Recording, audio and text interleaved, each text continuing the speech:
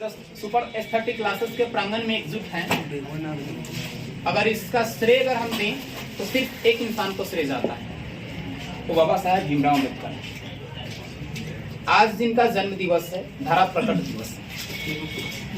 अगर इनके बारे में मैं इनकी दास्तान को प्रस्तुत करूं आप लोगों के सामने तो शायद सुबह से शाम तक हो जाए। इनके इतने महान कार्य हैं, आप लोग इनको जानें। और इनको जानने के लिए एकमात्र साधन है आपके पास संविधान को जानना। संविधान को जानेंगे तभी आप इनको जान सकते हैं। इनका जन्म, आइए इनके पहले प्रोफाइल के बारे में जानते हैं, इनके बारे में व्यक्तिगत जानकारी जानते हैं। तो इनका जन्म हुआ था 14 अप्रैल 1891 ईस्वी को। मऊ एक स्थान है मध्य प्रदेश में। इन्होंने भारत के साथ साथ भिन्न भिन्न देशों में जाकर अपनी पढ़ाई अध्ययन की। अगर कहा जाए तो इन्हें प्रकांड विद्वान से अगर तुलना की जाए तो भी छोटी बातें होंगी। अगर इस महापुरुष को हम प्रकांड विद्वान कहते हैं इनको, तो ये भी तुच्छ बातें हैं, छोटी बातें हैं। जितनी नॉलेज की इनके पास जितनी नॉलेज थी, अगर उनके नॉलेज का किसी व्यक्ति से तुलना करते हैं तो भी कम ही है। आज आप स्वतंत्र रूप से सारी क्रियाओं को करते हैं, आपके पास कुछ अधिकार हैं, आपके कुछ कर्तव्य हैं, आपके पास प्राइवेसी है, आपके पास शक्ति है, पावर है, उसका श्रेय इन महान इंसान को जाता है जिनका नाम डॉक्टर भीमराव अम्बेडकर है। प्यार से इन्हें बाबा भी लोग कहते हैं, बाबा साहब अम्बेडकर। इन्होंने अपने जीवन में बहुत सारे कष्ट झेले। आप इनकी जाके जीवनी को पढ़िए, इनकी कहानी को पढ़िए, इनके ऊपर जो कलाकृति बनाई गई है उनको जाके आप अध्ययन किए तो पता चलेगा कि इन्होंने अपने जिंदगी में कितना कष्ट झेला। और कष्ट झेलने के बाद भी, समाज से लाख प्रताड़नाओं के बाद भी, लाख समस्या होने के बाद भी एक ऐसे दीपक बन के उभरे कि आज इनके दीपक से पूरा संसार प्रज्वलित है। सिर्फ भारत ही नहीं, पूरा संसार। क्योंकि इनके द्वारा जो लिखी गई संविधान की पुस्तक जो आपके सामने प्रस्तुत है, ये संविधान की पुस्तक पूरे विश्व में सबसे बड़ा लिखित संविधान अपने भारत का है। विश्व की बात मैं कर रहा हूं, पूरे विश्व में सबसे बड़ा लिखित संविधान अपने भारत का है। और इस संविधान के पिता इन महापुरुष को कहा जाता है जिनका नाम डॉक्टर भीमराव अम्बेडकर है। इन्होंने अपने सामर्थ्य, अपने परिश्रम, अपनी चतुराई, अपनी बुद्धि और विवेक का प्रयोग करके इतना महान ग्रंथ की रचना की जो कि सारे ग्रंथों से परे। जैसे हमारे हिंदू धर्म में, सनातन धर्म में रामायण, महाभारत, गीता और भिन्न भिन्न वेद हैं। इस्लाम धर्म में कुरान शरीफ है। आप चले जाइएगा क्रिश्चियन धर्म में, वहां पे जो बाइबिल है, और भिन्न भिन्न धर्मों में जो धर्म ग्रंथ है, इन सभी धर्म ग्रंथों से कहीं ऊपर अगर स्थान है तो संविधान का है। क्योंकि धर्म हमें रास्ते पर चलने के लिए बताती है, लेकिन उन धर्मों का अनुसरण करने के लिए हमारे पास ज्ञान होना जरूरी है। और ज्ञान के पाने के लिए सबसे अगर अच्छा पुस्तक माना जाए तो आपका संविधान है।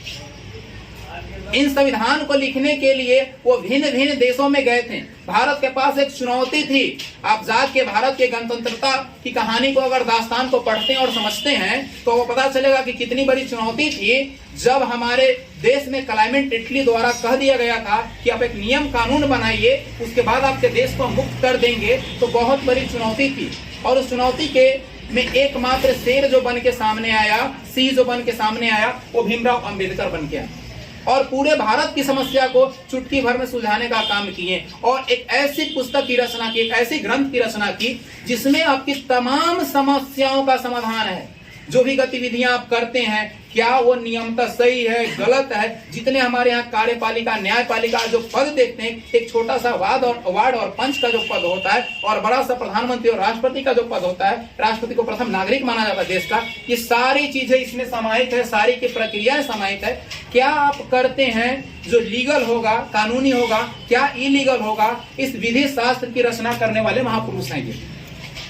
आज जो आपके सामने समस्याएं दिखती हैं, आप उसका समाधान ढूंढते हैं, वो आज से 70-75 साल पहले भीमराव अम्बेडकर ने इस पुस्तक में कैद कर लिया। ये पुस्तक नहीं है, ये आपके जीवन की कुंजी है।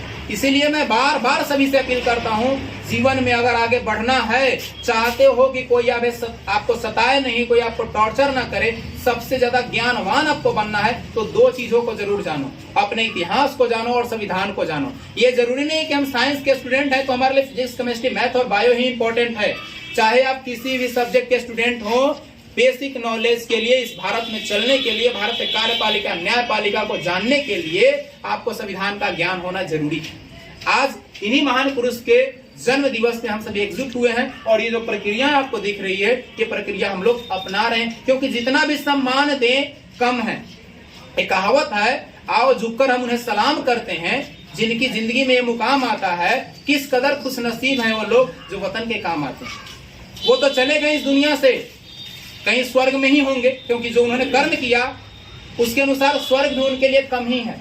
अगर उससे भी आगे कोई दुनिया है तो उनका स्थान वहां होना चाहिए। तो कितने ये महान थे, इनकी जब कहानी पढ़िएगा तो आपको इनकी सच्चाई का पता चलेगा कि इन्होंने कितना जिंदगी में कष्ट किया, और कष्ट करने के बावजूद भी समाज में एक ऐसी व्यवस्था लाएं जिसमें सभी को समान नजरिए से देखा जाए, सभी का समान अधिकार हो, सभी का समान कर्तव्य हो। कुछ मूल अधिकार दिए गए हैं, चाहे वो किसी वर्ग, किसी धर्म, किसी मजहब के हो, स्त्री हो या पुरुष हो, सभी को एक समान अधिकार मिला है। जो 6 अधिकार हमारे पास है, जिन्हें हम लोग मौलिक अधिकार, मूल अधिकार कहते हैं।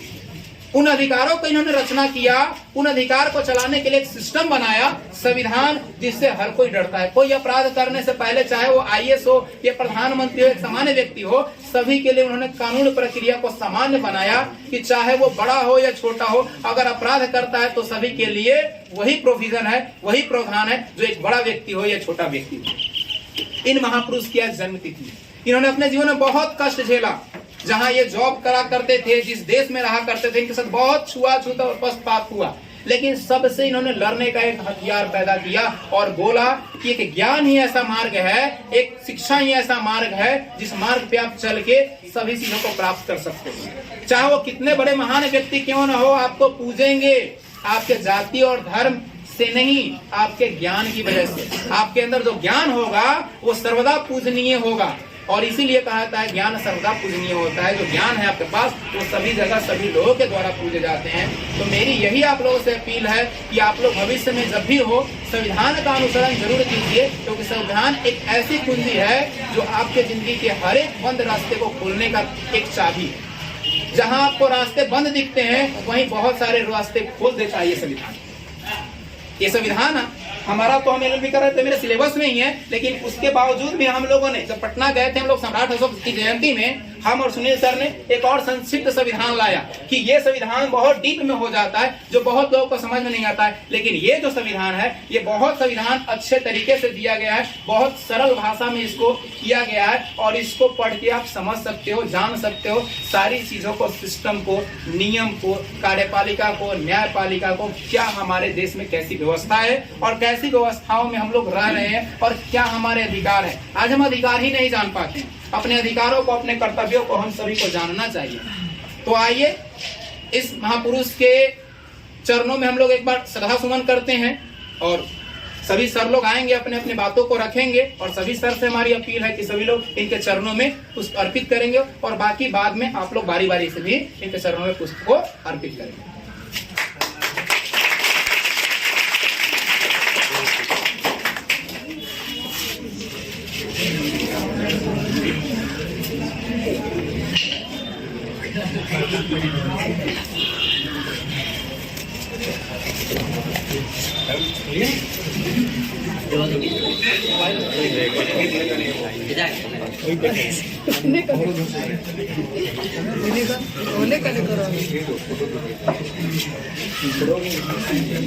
एक मिनट धर रिकॉर्डिंग कर तो फोटो खींचते हैं।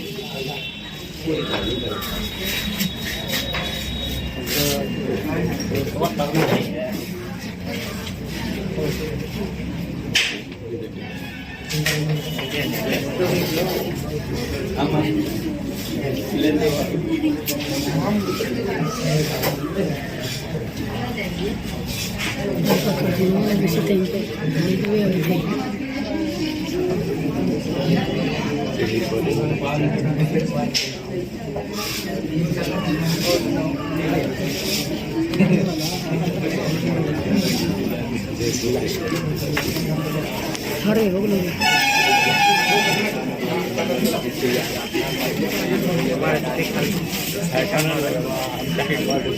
देखा ना सारे मिला लो क्या नाम है थोड़े स्टूडियो में ट्रेनिंग ले ली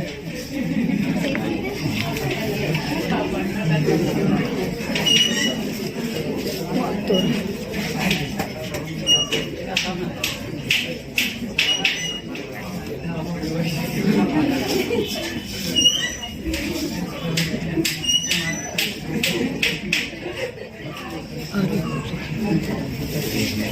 आइए सर।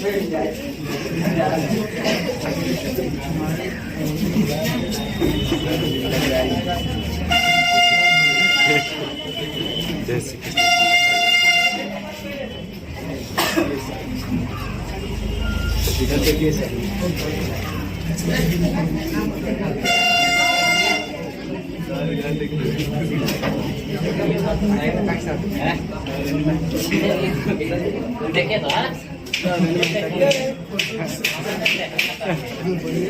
आइए विजय जी। अब महाराज जी कहाँ गए?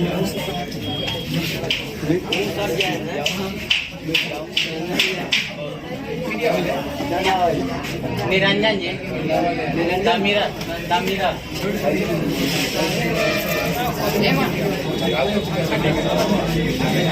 चला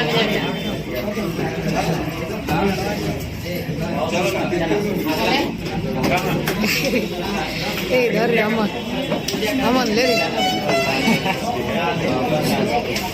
चला तो लाइन में जा ना साथी आ गई रिकॉर्डिंग बंद कर दें। अच्छा